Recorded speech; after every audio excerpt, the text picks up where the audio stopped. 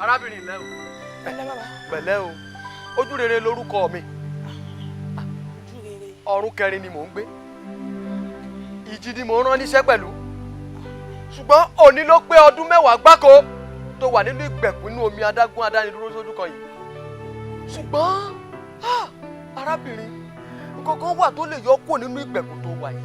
Ìjẹ́ tó bá fún mi láyè láti ṣe.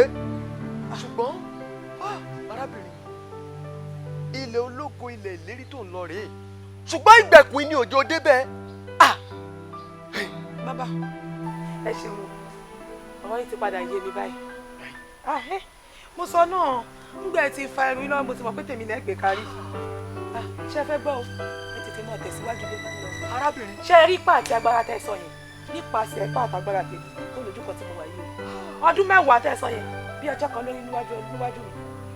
Ẹ tẹ̀síwájú. Arábìnrin, kì í ṣe nípa ipá tàbí agbára, bí kì í ṣe nípa orí ọ̀fẹ́.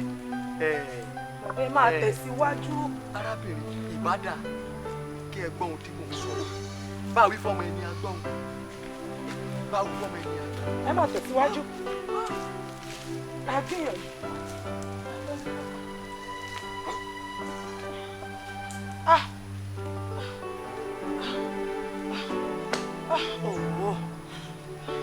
Báwo kí tún ṣe ṣe gan-an?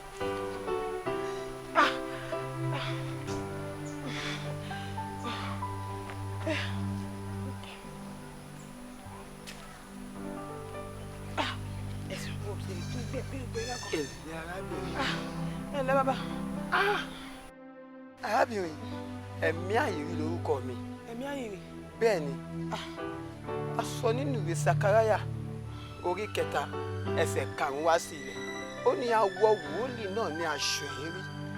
Èmi ni wọ́n sọ nípa rẹ̀. Àti wípé ọ̀run 5 ni mò ń gbé. Afẹ́fẹ́ sì ni mò ń bá ṣiṣẹ́ pẹ̀lú. Mo rí ẹ pẹ̀lú akitiyan ìgbìyànjú rẹ níbi tó wà yìí. Ó ti tó bí 20 ọdún tí mo ti rí ọ níbi tó wà yìí. Àmọ́ tó bá lè gbọ́ ohun tí mo fẹ́ sọ fún ọ, bàbá mi sọ fún mi pé ó kúrò níbi tó wà yìí. Ó gbìyànjú, ó mú akitiyan rẹ pẹ̀lú agbára rẹ láti yọ ọ́ kúrò níbi tó wà yìí. Ó ti gbọ́ arábìnrin, ìyá tó tẹ̀síwájú pẹ̀lú inú ìgbìyànjú rẹ. Ó ti gbọ́. Ẹ ṣé bàbá, ṣé ẹ ti pẹ̀lú dẹ̀ lọ? Ẹ ṣe wá tètè máa tẹ̀síwájú kẹ́ má lọ pẹ́. Èé ṣe tó sọ́ra rẹ di igi àràbà tí ó wà lójú kan tí ò sẹ́nikẹ́ni tí ó lè bẹ̀. Mo wá láti wá ṣí ẹ dìde kúrò níbi tí o wà yìí láti fi gbìyànjú kú gbìyànjú rẹ láti kúrò ní ojú kan tó dá sí òṣìṣẹ́. Bàbá ẹ wá mọ̀ ọ́ lọ, yìí nílò ìrànlọ́wọ́, ìyẹn wá mọ̀ ọ́ lọ. Kí wá máa tẹ̀síwájú. Bàbá yìí nílò ìrànlọ́wọ́, ìyẹn mọ̀ ọ́ lọ. Nígbà mo gbìyànjú tẹ́tí náírà mẹ́wọ̀, nǹkan lójú kan yìí. Nígbà wọn bá ọ̀nà owó láti fi bàbá yà.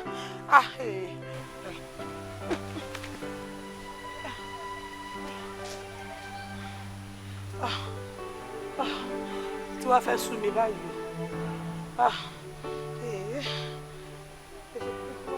Ìgbésẹ̀ náà tá à ń gbé náà. Akọ́sá gbogbo ìyànjú òun náà ni.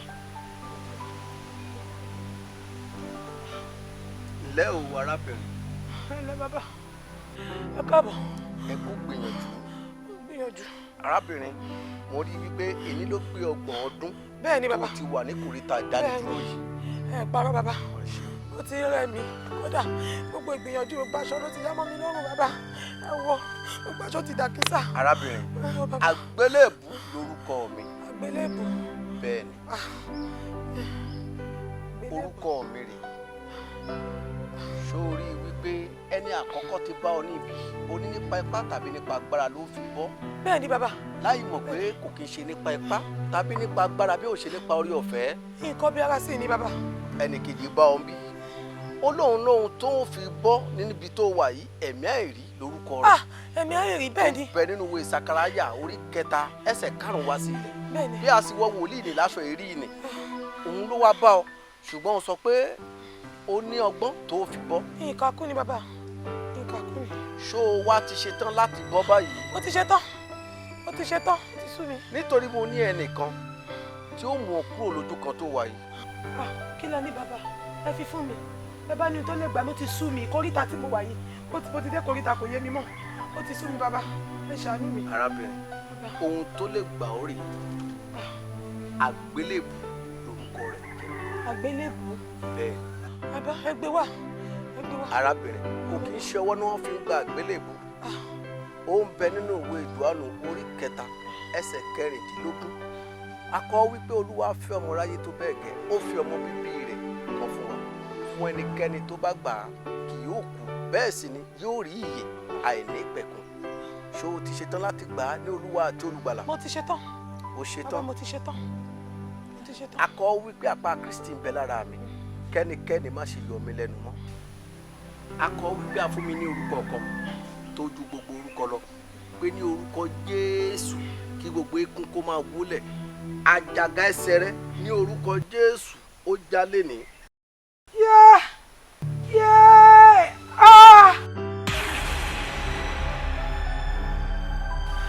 Bàbá Jésù Jésù Olúwa ṣe Olúwa ṣe mo ti rí ìtúsílẹ̀ mi gbà. ọba ẹ ṣeun. ṣó o rí pé gbogbo ẹnikẹ́ni tó bá gbà á ní Olúwa àti Olùgbàlà àti tú mi sílẹ̀. òun yóò rí ìtúsílẹ̀ kúrò nínú ìdè ayé. mo kí ọ kú oríire wọnú ògo rẹ. Olúwa ṣe àti tú mi sílẹ̀. Olúwa ṣe Olúwa ṣe àti tú mi sílẹ̀. àgbélébù ẹnikẹ́ni tó bá gbà á ní Olúwa àti Olùgbàlà yóò rí ìyè àìnípẹ̀kun. wòmí àyànfẹ́, ìrìn àjò ògo jẹ́ ìrìn àjò tó ní agbára. sórí arábìnrin yẹn ó bẹ nínú ìrìn àjò láì mọye ọdún sẹ́yìn, ó dẹ̀ ń bẹ ní ojú kan pẹ̀lú ìnira, ó ń fi àkókò ṣòfò. ṣùgbọ́n ní ọjọ́ tó gba Kristi ní Olúwa àti Olùgbàlà, a yọ kúrò nínú ìdè nítorí pé ìwọ ló dènà. ìwọ là ń bá sọ̀rọ̀.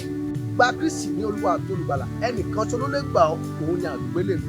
bó o ṣe gbọ́ àdúrà mi tó ń fi ọ̀rọ̀ ìránṣẹ́ fún èèyàn 10, èèyàn 10 ni kò fi ránṣẹ́ fún tàbí jù bẹ́ẹ̀ lọ.